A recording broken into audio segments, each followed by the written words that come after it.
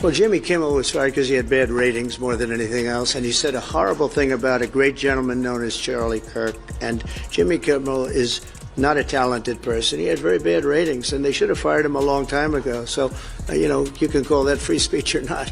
He was fired for lack of talent. He showed the common man being fed through gears of the brutal, dehumanizing industrial age. He took on the American right wing of his day, its worst evils: hatred of immigrants, contempt for the truth, greed, and the abuse of power. We are fighting those same evils today. Sit in my room. Trump is toast. I like that one. Trump is toast.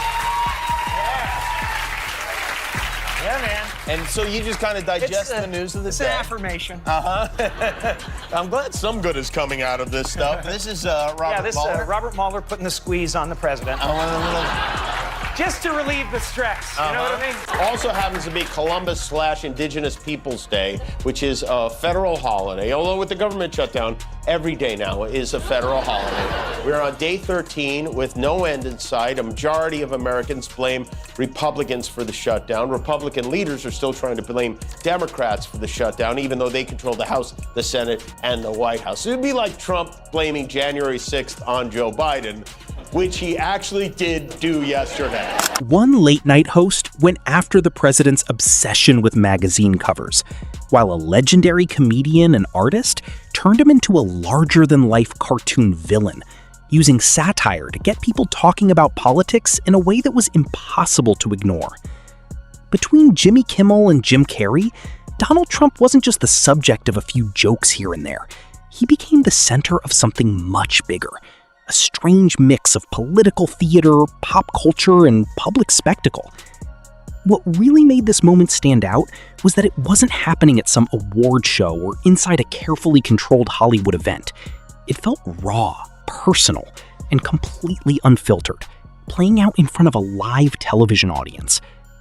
And if you're a fan of Jimmy Kimmel and Jim Carrey, don't forget to like, subscribe, and leave a comment showing some love. It's hard to understand what's going on. I mean, I really, one minute you feel like, oh my gosh, this is going to be, now the landslide's going to start.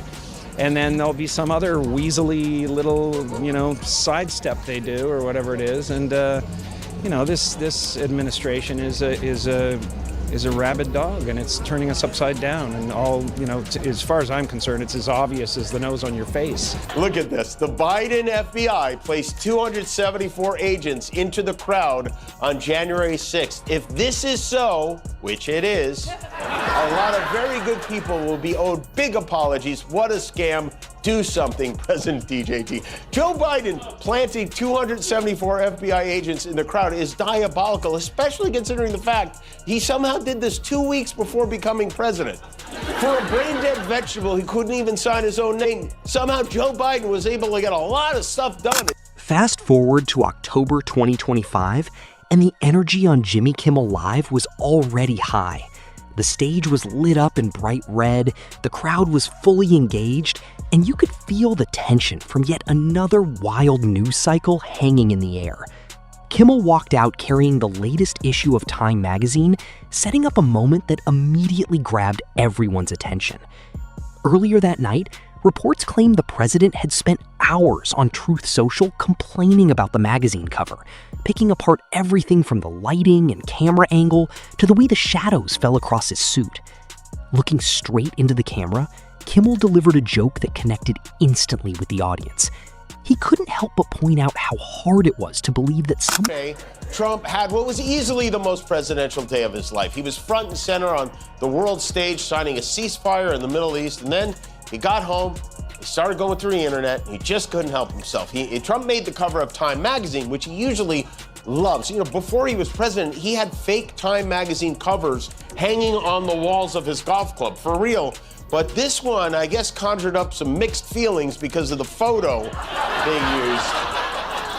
It's upset him so much that at 1:36 a.m. he posted, "Time magazine wrote a relatively good story about me, but the picture may be the worst of all time." The audience burst into laughter almost instantly. The whole segment only lasted a few minutes, but it ended up saying something much bigger than the joke itself. at a time when serious issues were dominating headlines around the world, Kimmel painted a picture of a president who seemed completely focused on his own public image. What made the moment work so well was that he hardly needed to exaggerate anything. The situation already felt absurd enough on its own.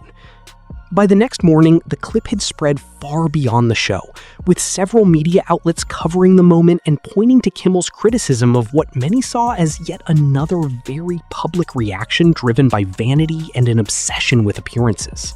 Disappeared my hair and then had something floating on top of my head that looked like a floating crown, but an extremely small one. Really weird. Now, I want to go back to that cover and show you this crown. Okay, that's not a crown, that's the letter M. Only he would see an M on his head and assume it's a crown. If that's not an M, you're on the cover of Tie magazine, okay? Finally being honored for wearing that tie down to your knees. Every morning is a game of who am I mad at today? Is it the Cracker Barrel logo? Is it windmills? Is it Bad Bunny? Is it the Nobel Prize? Or is it the turkey vagina slapping around under my chin? The contrast was hard to miss. While a serious magazine cover sat on the screen, Kimmel kept piling on jokes, turning the whole thing into what felt like a modern political cartoon brought to life right in front of the audience. The reason it worked so well was because the comedy carried the criticism without feeling heavy-handed. People could laugh at the jokes while still understanding the message behind them. But the story didn't stop there.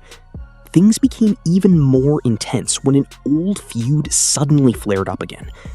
Just a few weeks earlier, in September 2025, Kimmel had returned from a short break from late-night television, and almost immediately, Trump fired off a post on Truth Social claiming Kimmel's ratings were falling apart and that viewers were losing interest in the show.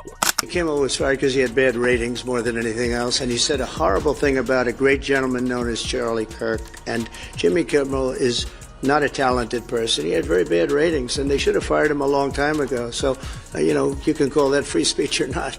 He was fired for lack of talent. Brendan Carr, the chairman of the FCC, telling an American company, we can do this the easy way or the hard way, and that these companies can find ways to change conduct and take action on Kimmel, or there's going to be additional work for the FCC ahead, in addition to being a direct violation of the First Amendment, is not a particularly intelligent threat to make in public. Ted Cruz said he sounded like a mafioso. Although, I don't know, if you want to hear a mob boss make a threat like that, you have to hide a microphone in a deli and park outside in a van with a tape recorder all night long. This genius said it on a podcast. Brendan Carr is the most embarrassing car Republicans have embraced since this one. And that's saying something. But the actual numbers painted a completely different picture. Kimmel's return episode pulled in around 6.3 million viewers, making it one of the biggest and most watched broadcasts of his career in recent years. The very next night, he responded to the criticism the way he does best, with a smile, perfect timing, and a joke that instantly connected with the audience. Looking straight into the camera, he playfully wondered if anyone had ever been fired over bad ratings in the middle of a Wednesday. The crowd laughed immediately, and the moment felt like much more than a simple punchline. It came across as a confident response, delivered with just the right mix of humor and self-assurance. Television insiders praised it as a near-perfect comeback moment, and even some conservative commentators acknowledged that the joke landed exactly the way it was intended to. And you almost have to feel sorry for the people who work for him, who try to clean up the messes. They've been bending over backwards to say, oh, he never threatened. J.D. Vance today made the claim that what the FCC chairman said was a joke, which, I don't know, maybe that was a joke? I don't know. They go to all these lengths to say, oh, it wasn't coercion, the president was just musing. And then the second Trump is alone, he sits on the toilet, he gets his grubby little thumbs on his phone, and he immediately blows their excuses to smithereens and says, it was ratings that got me fired. Has anyone ever been fired for bad ratings on a Wednesday? Kimmel's approach has always been pretty simple and consistent. Instead of going after ordinary people, he tends to focus on holding powerful figures up to the spotlight and letting their own words do most of the work. Every online outburst becomes material for a joke. Every bold claim turns into the setup for a punchline. And every denial creates a chance to look back at what was said before. Whenever Trump posts something online, Kimmel reads it to his audience. Whenever Trump praises himself, Kimmel often turns it into a parody. And whenever Trump challenges a claim or disputes a story, Kimmel frequently pulls up old footage and lets viewers make the comparison for themselves. Over the years, Trump's non-stop social media presence has become a steady stream of content, helping fuel monologues that many people see as a mix of comedy, criticism, and commentary, all at the same time. Even allowed to show his neck on TV. Wouldn't it be funny if the FCC fined us for showing his neck on TV? Trump went on, I never like taking pictures from underneath angles, but this is a super bad picture and deserves to be called out. What are they doing and why? It's like he's a TikTok influencer yelling at her boyfriend for not knowing her angles. The photographer for Time could not be reached for comment. He is currently en route to El Salvador, but poor Kim Jong-un, his big day is ruined, and I'll tell you what, if he doesn't like the cover photo, wait till he sees the back of the magazine. I don't know how he's gonna spank himself with that. The situation changed almost overnight when breaking news came in that Trump had received a guilty verdict. The show had to adjust on the fly, with scripts being rewritten right up until airtime. You could feel the atmosphere shift as anticipation spread throughout the studio, and everyone realized they were dealing with a major news moment. When Kimmel finally walked onto the stage, he was carrying the verdict paperwork in one hand and his cue cards in the other. Keeping a completely straight face, he started by acknowledging just how unprecedented the situation was, then quickly followed it with a much sharper joke aimed directly at Trump. The mix of seriousness and comedy landed immediately, and the audience responded right away, recognizing both the weight of the moment and the humor woven into it. John Trump is guilty of 34 felony charges. On the first charge of falsifying business records. Guilty. On the second charge. Guilty. On the third charge. Guilty. On the next 31 charges. Guilty, guilty, guilty, guilty. That's right. Guilty. Like that. Poor Donald Trump, 7 weeks of sleep farting, all down the drain, all for nothing. You do have to hand it to him. No president has ever been convicted more than Donald Trump. How long before he starts bragging about that? The reaction was immediate and overwhelming. The audience laughed, broke into applause, and then laughed all over again. For a lot of viewers, it felt like much more than just another late-night joke. After years of constant political drama dominating the headlines, the moment seemed to offer a rare sense of release. Many commentators describe the monologue as a form of collective relief delivered through humor, giving people a chance to process a serious moment by laughing together. Kimmel had spent years finding ways to bring comedy into an often chaotic political landscape, but that night felt different. For a brief moment, he seemed to take on a larger role than just a late-night host. At the same time, while Kimmel was using jokes and sharp one-liners to challenge Trump, Jim Carrey was getting ready to approach the same subject in a completely different way, through art, imagery, symbolism, and a style of satire that spoke without needing many words at all.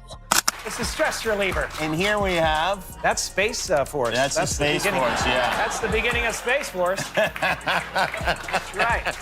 Makes me feel good. When you were a kid, would you draw caricatures of your friends, etc.? I did. I drew pictures of my teacher. Oh, really? And I don't have any of those with me. She actually stole... Wow, look at this. I can do anything with it.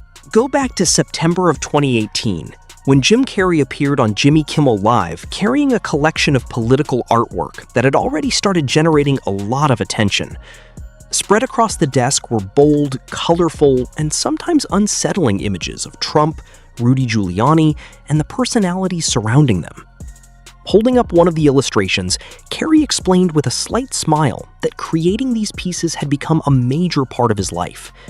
He said he wanted people to remember what they were seeing and living through during that moment in history.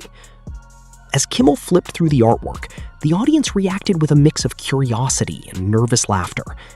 Some of the drawings featured exaggerated portrayals of Trump, while others touched on controversial political issues, including immigration policies. Looking through the collection, Kimmel admitted that the artwork carried a powerful emotional weight, making it clear that these pieces were designed to provoke a reaction and leave a lasting impression. Make a bad decision about a candidate. It's not who you are. It doesn't mean you're dumb. It doesn't mean you're different. It doesn't mean, the trouble with what's happening right now is these really negative forces like the Steve Bannons of the world are convincing us that we're separate, that we're not the same country, that there's two countries. There's not two countries. I can break bread with anybody in this country. I love people in this country. I love the heartland of this country. It has nothing to do with that. It has to do with, it's become obvious that the choice was a bad one. We just need to change it.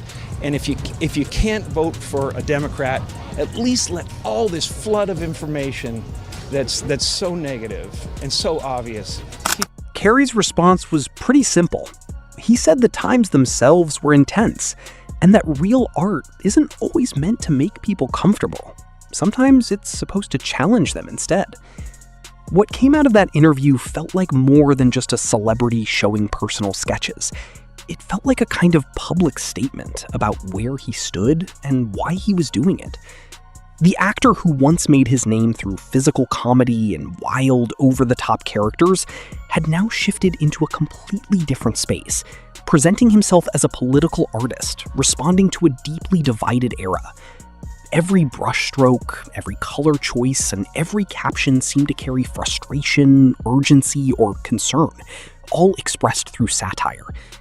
Instead of focusing on surface-level details like appearance or gestures, his work tried to capture the emotional atmosphere of the political moment itself.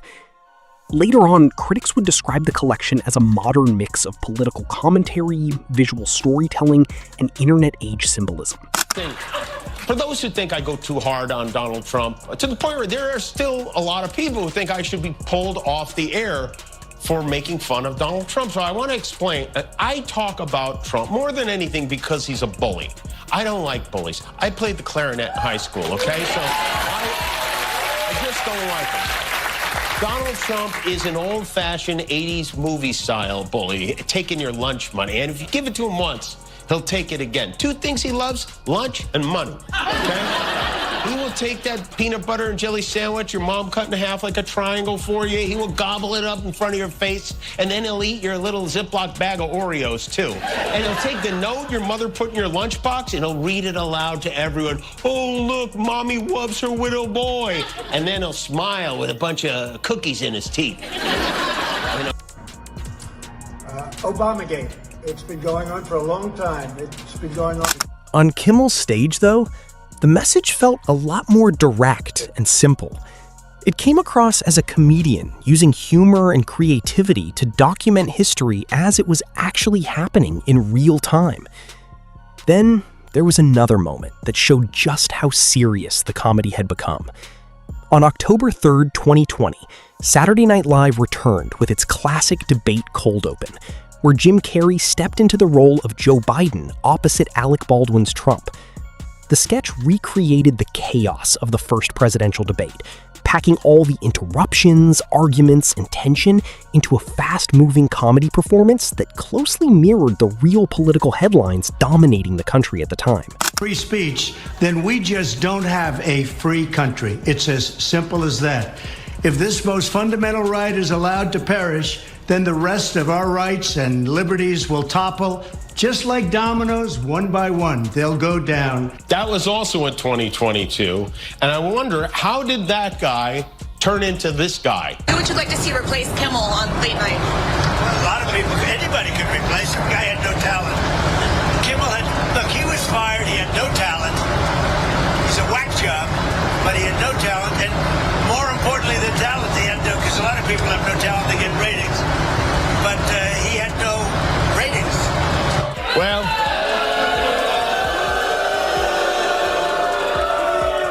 I do tonight. Carrey played Biden as someone desperately trying to keep control of a conversation that seemed impossible to manage, constantly attempting to restore order, while Baldwin's version of Trump charged through every exchange without slowing down. The audience loved it, breaking into laughter throughout the performance. What made the sketch so interesting, though, was that it didn't feel wildly exaggerated. In many moments, it felt more like a replay of something viewers had already seen for themselves. The real debate had been so chaotic that the parody often looked surprisingly close to reality. In a lot of ways, the sketch underscored how modern politics had started to resemble a form of entertainment spectacle, with Trump remaining firmly at the center of attention. Critics praised the segment for blending comedy with real-time political commentary so effectively that it worked as both a comedy sketch and a reflection of the He isn't Teflon. Maybe he's one of those sticky trapped for rats. We don't know. Maybe he's a wet pocket full of gummy worms. After the verdict, a PO'd former POTUS marched over to reporters outside court to let his displeasure be known. This was a disgrace. This was a rigged trial by a conflicted judge who was corrupt. It's a rigged trial, a disgrace. They wouldn't give us a venue change. We were at 5% or 6% in this district, in this area. This was a rigged, disgraceful trial. The real verdict is going to be November 5th by the people. And they know what happened here, and everybody knows what happened here. You have a Soros-backed DA, and the whole thing, we didn't do a thing wrong. I'm a very innocent man, and it's okay. I'm fighting for our country. I'm fighting for our Constitution. What really connects Jimmy Kimmel and Jim Carrey isn't just the fact that they were willing to criticize a president. It's the way both of them took something that was already a public spectacle and turned it into a reflection of much bigger ideas. Kimmel does it through the late-night format, using humor to explore themes like ego, power, and public behavior on an almost nightly basis. Carrey approaches those same subjects from a different angle, using acting, painting, and visual satire to make his point. Both perform in front of audiences, both get immediate reactions, and both seem to be driven by the belief that when traditional forms of accountability feel distant or ineffective, comedy can still make people stop, pay attention, and think. That became even more obvious when Trump himself started responding to the criticism. I was not a fan of Jeffrey Epstein, and you watched people yesterday saying that I threw him out of a club. I didn't want anything to do with him. That was many, many years ago. It shows you one thing, that I have good taste, okay? Now, other people, they went all over with him. They went to his island. They went all over the place. He was very well known in Palm Beach. His island, whatever his island was, wherever it is, I was never there. Find out the people that went to the island. But Jeffrey Epstein was not somebody that I respected. I threw him out. In fact, I think the great James Patterson, who's a member of Mar-a-Lago, made a statement yesterday that many years ago I threw him out. I'm not a fan of Jeffrey Epstein. Thank you very much. Mr. President, I want you to know sometimes when I watch you striding across the White House lawn so confidently, with so much masculinity, I'll admit it, I get sexually aroused.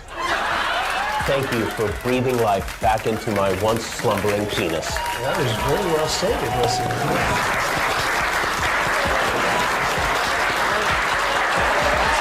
Almost every joke Kimmel made seemed to spark another reaction online. And while many of Carrey's paintings faced criticism from conservative commentators who considered them offensive or over the top, that backlash often had the opposite effect of what critics intended. The more attention the controversy received, the more people became curious and started paying attention. By the middle of 2025, Kimmel's monologues focused on Trump were regularly trending across social media, reaching audiences far beyond late-night television. At the same time, exhibitions featuring Carrey's artwork were drawing thousands of visitors, many of whom had first discovered his paintings through television interviews, online discussions, and viral clips. As all of this unfolded, the line between artistic expression and political activism seemed to become harder and harder to define.